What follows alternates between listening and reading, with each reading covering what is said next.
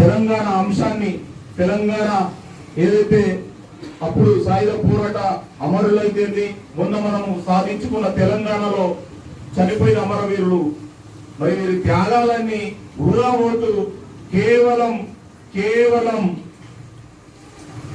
మోకరిల్లే వారికి ఈరోజు రాజ్యం పట్టం కడుతుంది. దాని వైపు మనం ఆలోచించవలసి వస్తుంది.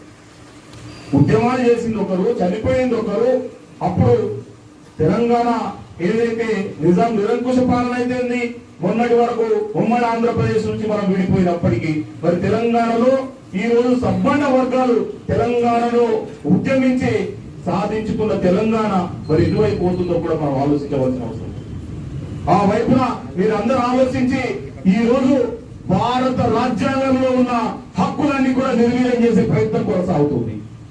ఈ రోజు ప్రభుత్వ రంగ సంస్థల నుండి అటు కేంద్రం అయితేంది, ఇటు రాష్ట్రం అయితేంది నిర్వీర్యం చేస్తూ ప్రైవేట్ సెక్టర్ లోకి మరి బదలాయింపు జరుగుతూ ఉంటే ఈ రోజు పేద ప్రజలకు, అనగారిన ప్రజలకు, ఈ ఎస్సీ ఎస్టీ బీసీ మైనార్టీ వాళ్ళ ఏదైతే రిజర్వేషన్లు ఉన్నాయో ప్రైవేట్ రంగంలో వాడు రిజర్వేషన్లు ఎందుకు ఇస్తాడు?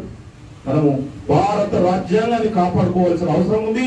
ఈ రోజు మత గ్రంథాలైన ఖురాన్ అయితేంది, బైబుల్ అయితేంది, భగవద్గీత అయితేంది, ఈ మూడింటి కూడా మూల విరాట్ భారత రాజ్యాంగం.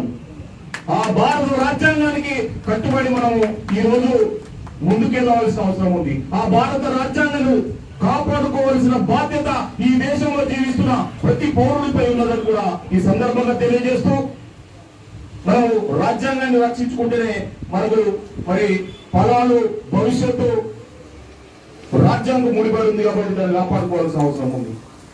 అంత పెద్ద అయోధ్య సమస్య అనేది దేవుడికి కూడా న్యాయం చేసింది భారత రాజ్యాంగం. మనం అది గ్రహించుకోవాల్సిన అవసరం ఉంది. ఈ రోజు పాఠశాలల్లో, ఈ రోజు కేంద్ర రాష్ట్ర ప్రభుత్వాలకు మనము ఎక్కడ దొరికితే అక్కడ మనం తెలియజేయవలసింది ఏంటంటే భారత రాజ్యాంగాన్ని పాఠ్యాంశాలు చేర్చవలసిన అవసరం ఉంది.